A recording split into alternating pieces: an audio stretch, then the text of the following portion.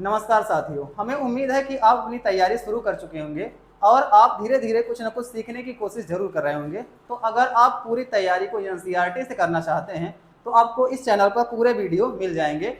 तो आज का टॉपिक जो हमारा है वो है रसायन विज्ञान चैप्टर 2, जिसके अंतर्गत हम लोग अम्ल, क्षारक और लवण के बारे में देखने वाले हैं, जो पाठ का नाम है। तो इसमें मुख्य रूप से हमको क्या क्या चीजें पढ़नी है, अम्ल और क्षारक की मूल अवधारणा एवं सूचक के बारे में देखेंगे। तो हम लोग देखेंगे कि अम्ल और क्षारक होता क्या है, सूचक क्या है, उसके बारे में हम लोग पढ़ेंगे। अम्ल और क्षारक के रासायनिक गुणधर्म देखेंगे, मतलब कि वह कैसे अक्रिय करता है किसी तत्व के साथ, उन सभी चीजों के बारे में हम देखेंगे। पीएच स्केल एवं दैनिक जीवन में इसका महत्व देखेंगे। तो पीएच स्केल क्या होता है और हमारे दैनिक जीवन मतलब रोज के जीवन में इसका उपयोग क्या होता है, उस चीज के बारे में हम लोग यहाँ पर डिस्कशन करने वाले हैं। लवण का वर्गीकरण एवं क्रिस्टलन का जल, तो लवण के बारे में देखेंगे कि ये होता क्या है, और क्रिस्टलन का जल किसे कहते हैं उसके बारे में देखेंगे हम लोग, जो फिटकरी के सूत्र में हमको दिखाई देता है।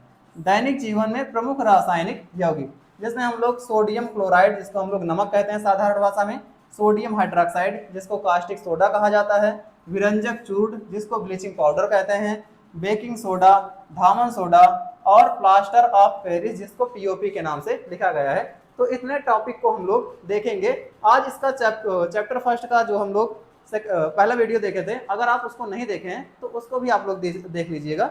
आज के वीडियो में हम लोग क्या देखने वाले हैं, जो ये चीज़ें दी गई हैं रासायनिक अपक्रियाओं के बारे में, जो चीज़ें दी गई हैं इनके बीच में कैसी अपक्रियाएं होती हैं, उन सभी चीज़ों के बारे में हम लोग देखेंगे।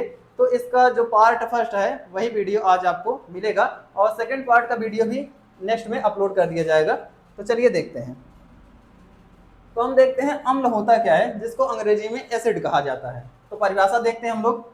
ऐसे पदार्थ जो स्वाद में खट्टे होते हैं तथा जलीय विलयन में H+ आयन देते हैं उसे हम लोग क्या कहते हैं, अम्ल कहते हैं। मतलब जो स्वाद में खट्टे होते हैं और जल में घोलने पर वो H+ आयन देते हैं उसे हम लोग कहेंगे अम्ल।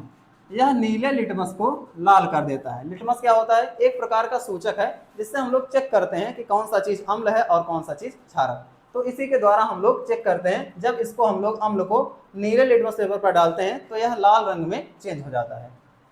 आर्हेनियस का आयनन सिद्धांत, आर्हेनियस ने ही बताया था कि कौन सा पदार्थ जल में घोलने पर H+ आयन देगा और कौन सा पदार्थ जल में घोलने पर OH- आयन देगा। इसीलिए हम इसको आर्हेनियस का आयनन सिद्धांत कहते हैं, क्योंकि आयन में टूटते हैं यहाँ पर यौगिक जो रहते हैं। वे पदार्थ जो जलीय विलयन में हाइड्रोजन आयन H+ देते हैं अम्ल कहलाते हैं। तो परिभाषा हमारी अम्ल की मिल गई। ऐसे पदार्थ जो जलीय विलयन में H+ आयन देते हैं उसे हम लोग अम्ल कहते हैं। चूंकि H+ स्वतंत्र नहीं रह सकता है, यह जल से क्रिया करके हाइड्रोनियम आयन H3O+ बनाता है। तो हम लोग जानते हैं कि जो गैसें होती हैं वे द्विपरमाणुक होती हैं, मतलब अकेले स्वतंत्र अवस्था में नहीं रह सकती हैं। तो ये करती क्या है, जल के साथ अपक्रिया करती हैं और इसके साथ जुड़ करके हाइड्रोनियम आयन का निर्माण करती हैं, H3O+ का निर्माण कर देती हैं। अब देखते हैं इसके उदाहरण को। तो हम लोग देखते हैं हाइड्रोक्लोरिक अम्ल, जिसका सूत्र है HCl। जब इसको हम जल में डालते हैं तो H+ और Cl- में टूट जाता है। सल्फ्यूरिक अम्ल H2SO4 इसका सूत्र होता है। सूत्र आप लोग जरूर याद कीजिएगा, क्योंकि जो अभी हम रासायनिक अभिक्रियाएं देखने वाले हैं उसमें इसी का पूरा उपयोग दिया गया है, इसी पर पूरा चैप्टर ही आधारित है। तो जब इसको जल में डालते हैं तो H+ और SO4 डबल माइनस में टूट जाता है। एसिटिक अम्ल जो है ये एक प्रकार का दुर्बल अम्ल है। अभी आगे हम लोग देखेंगे कि प्रबल अम्ल क्या होता है, दुर्बल अम्ल क्या होता है उसके बारे में।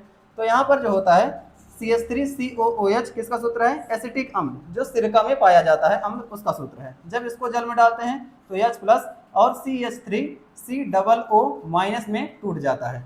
तो इस तरह से देखते हैं कि अम्ल की परिभाषा हमारी क्या हो गई, ऐसे पदार्थ जो जल में घोलने पर H+ आयन देते हैं उसे हम लोग अम्ल कहते हैं। अब देखते हैं क्षारक के बारे में। यहाँ पर एक शब्द आपको और मिलेगा, क्षारक और क्षार दो चीजें हैं, इसमें आप लोग कंफ्यूज मत होजिएगा। इसमें काफी लोगों को डाउट रहता है, लेकिन आज आपका वो डाउट भी क्लियर हो जाएगा इसी के साथ। ऐसे पदार्थ जो स्वाद में कड़वे तथा छूने पर साबुन जैसे चिकने होते हैं एवं जलीय विलयन में हाइड्रोक्सिल आयन OH- आयन देते हैं, क्षारक कहलाते हैं। तो अम्ल की तरह इसका भी परिभाषा हो जाएगा, ऐसे पदार्थ जो जलीय विलयन में घोलने पर OH- आयन देते हैं उसे हम लोग क्षारक कहते हैं।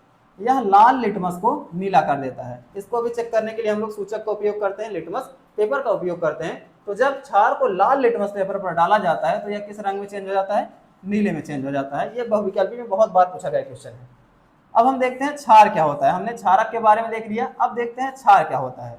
जल में घुलनशील क्षारक को क्षार कहते हैं। मतलब इसी क्षारक में से ही कुछ ऐसे पदार्थ होते हैं जो जल में पूरी तरह से घुल जाते हैं, उसी को क्षार कहा जाएगा। जो नहीं घुलेंगे उसे क्षार नहीं कहा जाएगा। जैसे sodium hydroxide, potassium hydroxide. Sodium hydroxide को हम लोग कास्टिक सोडा कहते हैं और पोटेशियम हाइड्रोक्साइड को कास्टिक पोटास के नाम से भी जानते हैं साधारण नाम में।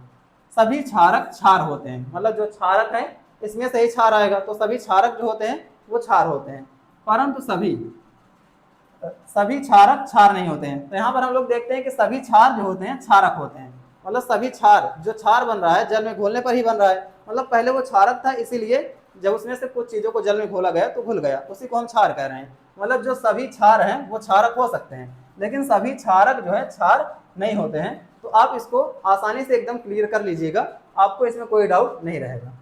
अब हम देखते हैं उदाहरण, सोडियम हाइड्रोक्साइड, जिसका सूत्र क्या है, NaOH। तो जब इसको हम लोग जल में डालते हैं तो सोडियम धनायन में टूटता है और OH माइनस में।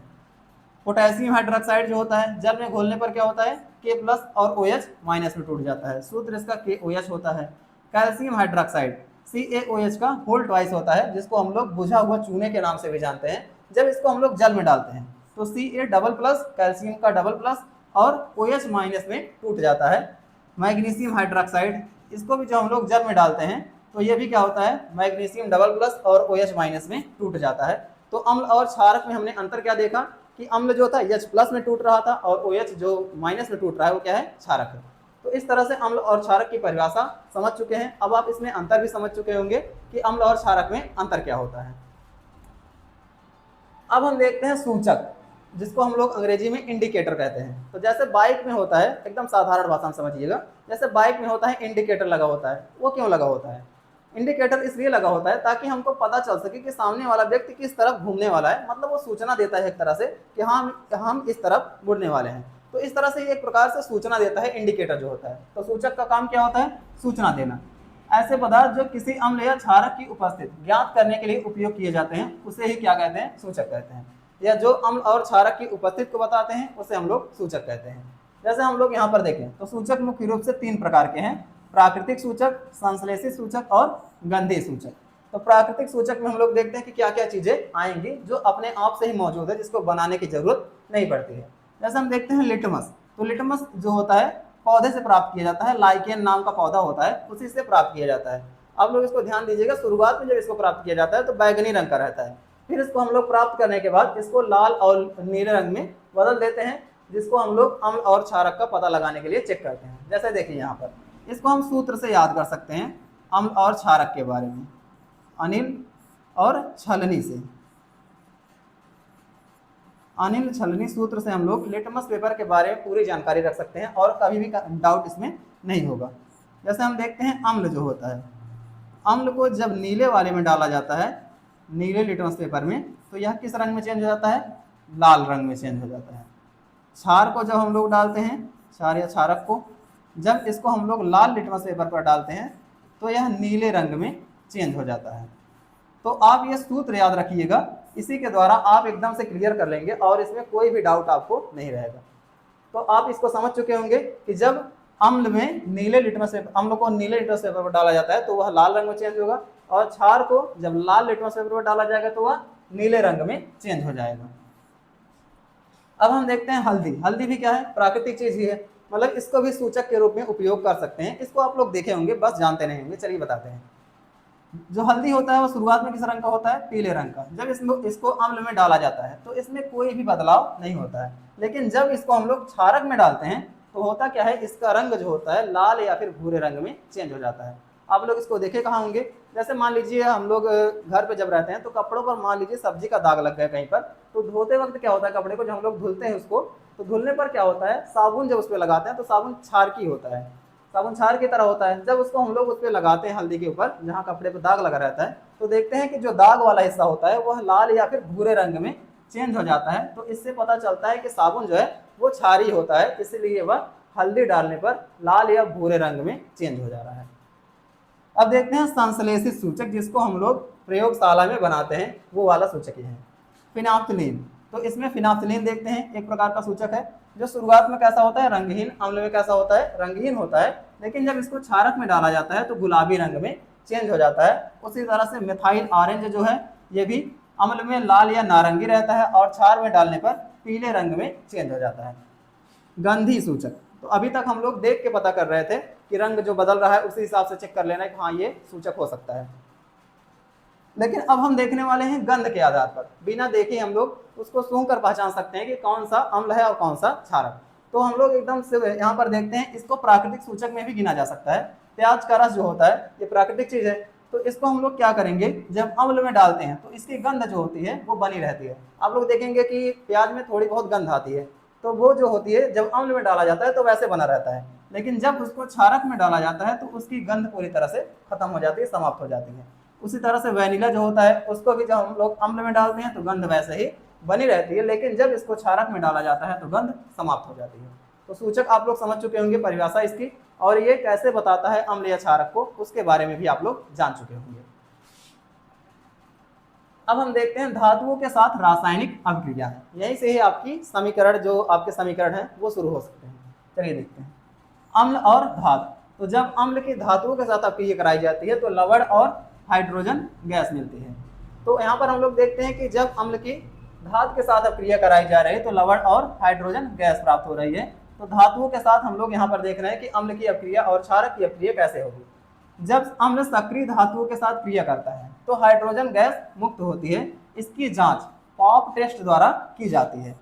पॉप टेस्ट क्या है, जैसे जब हम लोग अम्ल या क्षारक को मिलाते हैं धातु के साथ तो उसमें से हाइड्रोजन गैस निकलती है। इसको चेक करने के लिए हम लोग क्या करेंगे, उसके ऊपर कोई जलती हुई मोमबत्ती या फिर कोई जलती हुई चीज लेकर जाएंगे, जिसके कारण से क्या होगा, हाइड्रोजन जो है जलता है। तो जब मोमबत्ती को लेकर जाएंगे तो वह पट पट की आवाज के साथ फूटने लगता है, जिसको हम लोग पॉप टेस्ट कहते हैं। तो इसको चेक करके हम पता कर सकते हैं कि हाँ इसमें से हाइड्रोजन गैस निकल रही है, इसीलिए ये आवाज आ रही है।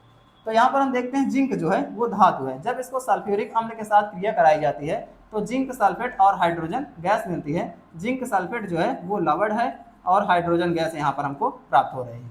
तो इस तरह से कह सकते हैं कि जब धातुओं की अम्ल के साथ अभिक्रिया कराई जाएगी तो लवण और हाइड्रोजन गैस मिलता है। यहाँ पर एक और उदाहरण देते हैं, हाइड्रोक्लोरिक अम्ल मैग्नीशियम धातु के साथ जब अभिक्रिया कराती है तो मैग्नीशियम क्लोराइड और हाइड्रोजन गैस मिलती है। मैग्नीशियम क्लोराइड एक लवण है और यहाँ पर हाइड्रोजन गैस हमको प्राप्त होती है।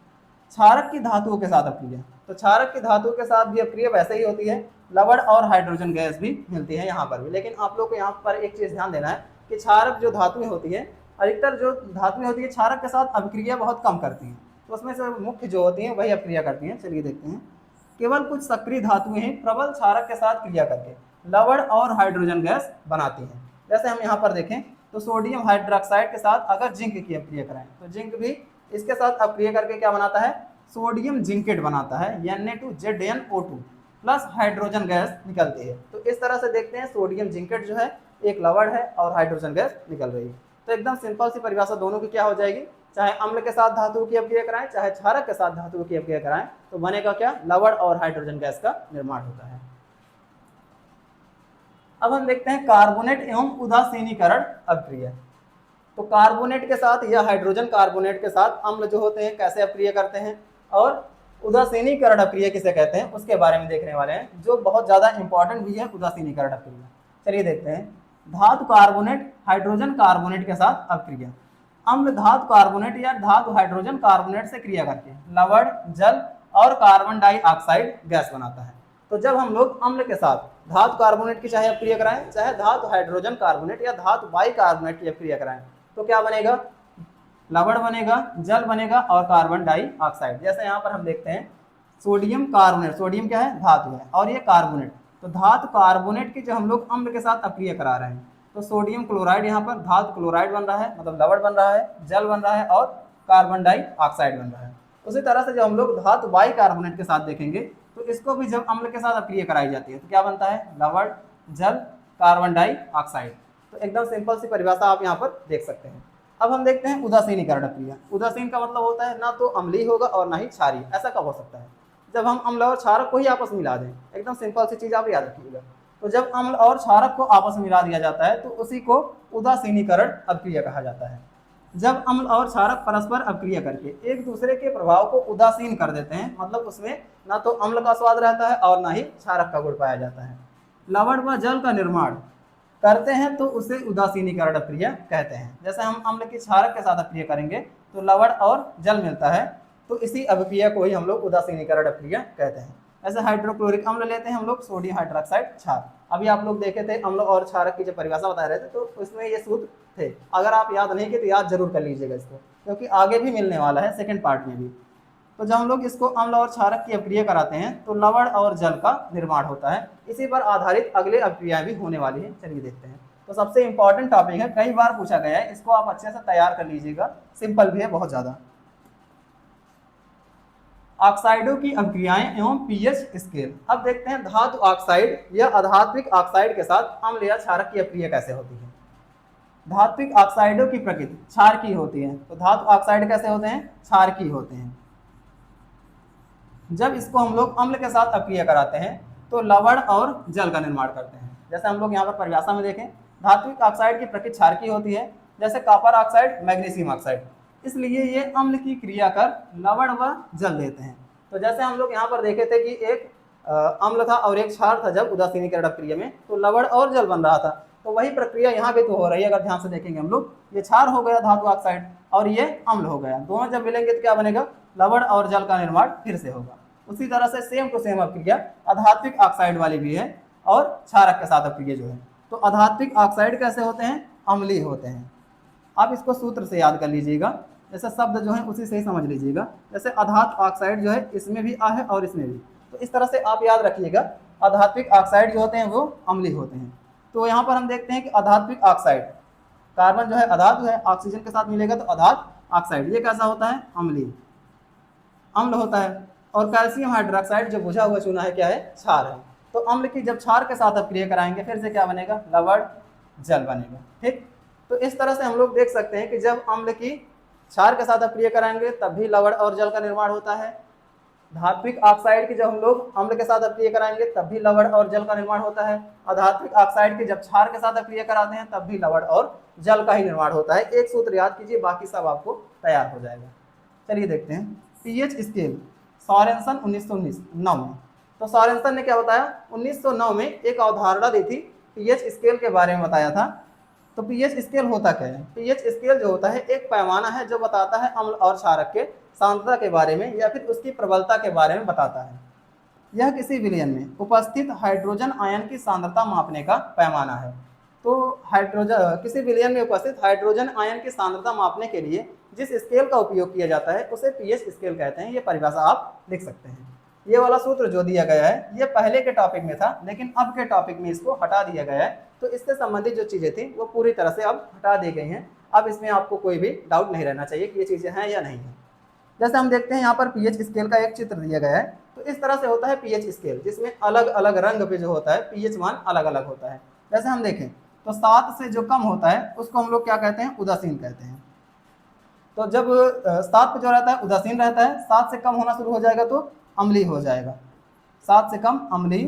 7 के ऊपर जब जाएगा तो क्षारीय होगा, 7 के ऊपर क्षारीय रहता है, और 7 पे जो रहता है उदासीन रहता है।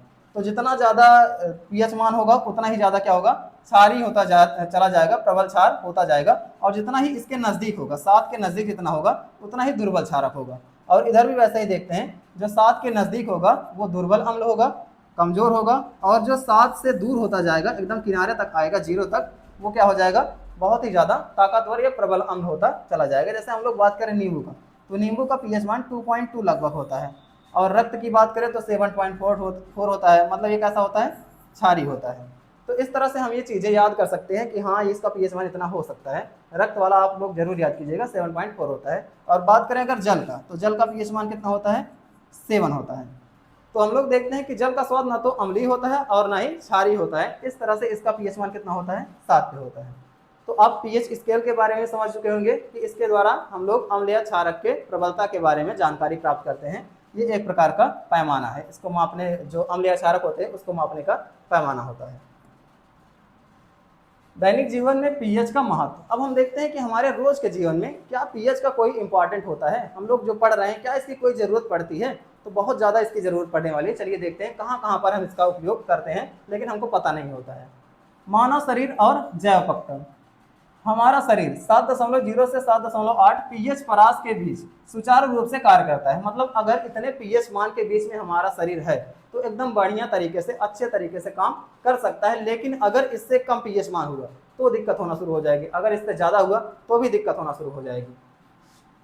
जैव क्रियाओं के संतुलन के लिए संकीर्ण परास का बने रहना आवश्यक है। जैव क्रिया मतलब जो हमारे जीवन में होने वाली क्रियाएं हैं, हमें जीवित रहने के लिए जो क्रियाएं करते हैं हम लोग, उसी को जैव क्रियाएं करते हैं। तो अगर हम जीवित रहने के लिए जो क्रियाएं करते हैं उसको सही ढंग से करना चाहते हैं तो हमारे शरीर का जो पीएच मान होना चाहिए वो 7.0 से 7.8 के बीच में होना चाहिए। इस तरह से ये बहुत ज़्यादा इंपॉर्टेंट हो जाता है पीएच मान। अगर हमको इसकी जानकारी नहीं है तो हम अपने शरीर को सही ढंग से कार्य नहीं करवा सकते हैं। उदर में अम्लीय जो है एसिडिटी, तो हम लोग देखते हैं कि जब हमारा उदर जो होता है या फिर जैसे हम लोग खाना पीना खा लेते हैं, कभी जब भोजन ठीक से पचता नहीं है तो खट्टी डकार आने लगती है। तो ऐसा क्यों होता है? क्योंकि हमारे जो पेट में होता है अपच हो जाता है और हमारे पेट में भोजन न पचने के कारण अत्यधिक मात्रा में हाइड्रोक्लोरिक अम्ल उत्पन्न होने लगता है। तो पेट में कौन सा अम्ल पाया जाता है? हाइड्रोक्लोरिक अम्ल। अब जब हमारे पेट में खाना सही से नहीं पचता है, भोजन सही से पचता नहीं है, तो जो हमारा पेट होता है वो ज़्यादा मात्रा में अम्ल छोड़ने लगता है ताकि उसको पचाया जा सके। लेकिन जब इसकी मात्रा ज़्यादा होती है तो दर्द और जलन होने लगती है पेट में, जिसके कारण काफ़ी दर्द होने लगता है। तो इसको हम लोग अगर इसमें आराम पाने चाहते हैं तो इसके लिए हम लोग क्या करेंगे? एंटासिड जैसे दुर्बल क्षारक का उपयोग कर सकते हैं, जैसे मैग्नीशियम हाइड्रोक्साइड, जिसको मिल्क ऑफ मैग्नीशिया के नाम से जानते हैं, उसको उपयोग कर सकते हैं। क्योंकि ये कैसा होता है? क्षारीय होता है, जो अम्ल की उदासीन कर देता है, अम्ल को उदासीन कर देता है। तो मैग्नीशियम हाइड्रोक्साइड कैसा है? क्षारीय है। अभी हमने पढ़ा था उदासीनीकरण क्रिया, तो उसमें हम लोग देखते हैं कि जब क्षार को अम्ल के साथ मिलाते हैं तो उदासीन हो जाता है, मतलब जो खट्टा था वो पूरी तरह से समाप्त हो जाएगा और हमारे दर्द जो हो रहा है पेट में उसमें राहत मिल जाएगा। तो इस तरह से हम लोग देखते हैं कि इसके निवारण के लिए एंटासिड का उपयोग किया जाता है। ये बहुविकल्पी में पूछा जाने वाला क्वेश्चन है। इसमें कंफ्यूज करने के लिए आपको एंटासिड दिया जाएगा, प्रतिरोधी दिया जाता है, कई विकल्प ऐसे दे दिए जाते हैं। लेकिन अगर पूछा जाए कि इसमें राहत पाने के लिए कौन सी दवा का उपयोग करेंगे तो एंटासिड का उपयोग करते हैं। अब देखते हैं दंत क्षय, मतलब दांतों का टूटना, धीरे धीरे नष्ट होना। तो यहाँ पर हम लोग देखते हैं कि जब मुंह के पीएच मान 5.5 से कम होने लगता है तो दांतों के सबसे कठोर आवरण इनेमल का संक्षारण प्रारंभ हो जाता है। जो हमारे दांत के ऊपर की परत होती है जिसको हम लोग इनेमल कहते हैं, जब मुंह का पीएच मान 5.5 से कम होता है, इसको जरूर याद रखिएगा आप लोग। जब मुंह का पीएच मान 5.5 से कम होता है तो क्या होने लगता है? दांत धीरे धीरे टूटना शुरू हो जाते हैं। जबकि जो सबसे कठोर पदार्थ हमारे शरीर का है इनेमल होता है, जिसकी वजह से दांत जो होते हैं चमकीले होते हैं, सफेद होते हैं। तो जो इनेमल होता है वो धीरे धीरे खत्म होने लगता है, टूटकर गिरना शुरू हो जाता है, जिसको हम लोग दंत क्षय कहते हैं। मुख में उपस्थित बैक्टीरिया भोजन के बाद फंसे अवशिष्ट शर्करा का अपघटन करके अम्ल बनाते हैं। इससे बचाव हेतु क्षारकीय दंतमंजन का उपयोग किया जाता है। तो जो हमारे मुंह में बैक्टीरिया पाए जाते हैं वो करते क्या हैं? जो उसमें खाद्य पदार्थ फंसे रहते हैं, जैसे ठीक से मुंह धोने पर जो उसमें फंसे हुए अवशिष्ट भोजन रह जाते हैं, उसको वो लोग क्या करते हैं? अम्ल में परिवर्तित कर देते हैं। जिसके कारण से होता क्या है कि जो मुंह का पीएच मान होता है वो भी धीरे धीरे कम होने लगता है और हमारे दांत जो होते हैं टूटना शुरू हो जाता है। तो कितने से कम होगा? 5.5 से कम होने लगता है। तो इस तरह से हम लोग देखते हैं कि पीएच मान का हमारे शरीर के लिए तो बहुत ज़्यादा इंपॉर्टेंट है, मतलब ये हमारे रोज के जीवन में बहुत ज़्यादा इंपॉर्टेंट होता है। दैनिक जीवन में पीएच का महत्व भाग सेकंड। अब हम देखते हैं कि और कहाँ कहाँ पर इसका उपयोग किया जा सकता है। अभी तक हम अपने शरीर तक ही देख रहे थे कि कहाँ तक इसका उपयोग किया जाता है। अब अन्य जगहों पर देखते हैं। अम्लीय वर्षा जैसे, तो अम्लीय वर्षा क्या होता है? जब वर्षा के जल का पीएच मान कम हो जाता है तो उसी को अम्लीय वर्षा कहा जाता है। जब वायु प्रदूषण के कारण वर्षा के जल का पीएच मान 5.6 से कम हो जाता है तो उसे अम्लीय वर्षा कहते हैं। ये पॉइंट आप जरूर याद रखिएगा। 5.6 यहाँ पर दिए गए हैं और दंत क्षय वाले में 5.5 दिया गया था, तो इसको अच्छे से क्लियर रखिएगा। यह जल जब नदी और तालाबों में जाता है तो वहाँ का पीएच मान कम कर देता है, जिससे जलीय जीवों, मछलियों आदि का जीवन संकट में पड़ जाता है। तो हमने कहा कि सभी जीव जो होते हैं, चाहे पौधे हो गए, वो भी एक मानक पीएच मान में ही जीवित रह सकते हैं। तो अगर उस पीएच मान से पीएच मान बढ़ रहा है तब भी दिक्कत होगी और अगर कम हो रहा है तब भी दिक्कत होगा। तो जो अम्लीय वर्षा हो रही है तो उससे जल का पीएच मान क्या हो रहा है? कम हो रहा है, जिससे जो उसमें रहने वाले जीव हैं उनको भी दिक्कत होगी। तो इस तरह से मछलियाँ जो होती हैं मरना शुरू हो जाती हैं, उसमें से खत्म होना शुरू हो जाती हैं। और इसी वजह से ही क्या हो रहा है? अम्लीय वर्षा की वजह से जो हमारा ताजमहल है उसके ऊपर की जो दीवार है उसकी चिकनाई भी धीरे धीरे खत्म हो जा रही है, क्योंकि जब अम्लीय वर्षा होती है तो वो कैल्शियम कार्बोनेट से बना होता है, संगमरमर, तो वो भी धीरे धीरे खत्म हो रहा है।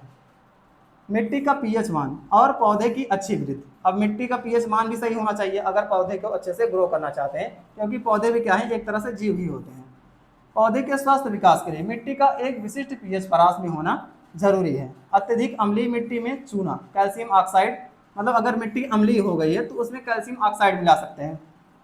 अत्यधिक क्षारीय मिट्टी में कार्बनिक अम्ल या पदार्थ मिलाकर या जिप्सम मिला करके, जिप्सम जो होता है आगे इसके बारे में हम लोग पढ़ने वाले हैं, तो जिप्सम को मिला करके भी हम लोग क्या करते हैं, उसकी क्षारीयता को कम कर सकते हैं, उसे खेती के योग्य उदासीन बनाया जा सकता है। तो अगर मिट्टी का पीएच मान कम या ज़्यादा हो रहा है तो इन पदार्थों को मिला करके हम लोग उसको उदासीन कर सकते हैं, जिससे जो उसमें रहने वाले पौधे हैं वो अच्छे तरह से ग्रो कर सके, और उसमें जो रहने वाले जीव जैसे केंचुए हैं, जो किसानों के मित्र भी कहे जाते हैं, वो भी अच्छी तरह से जीवित रह सके और पौधों को वृद्धि दे सके।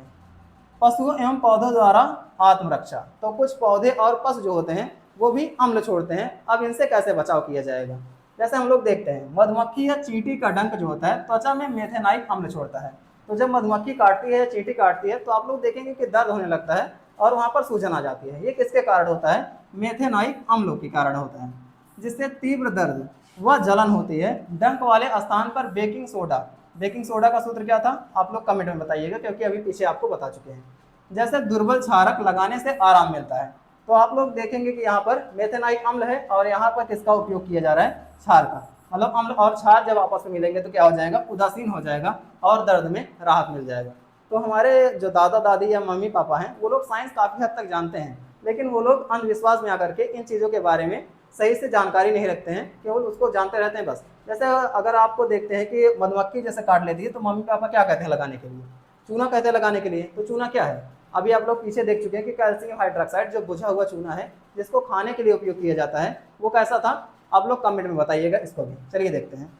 तो बेकिंग सोडा जो होता है ये दुर्बल क्षार होता है, जब इसको उसके ऊपर लगाया जाता है कटे हुए स्थान पर या जहाँ पर चींटी काटी रहती है तो अम्ल को उदासीन कर देता है और हमको राहत देता है।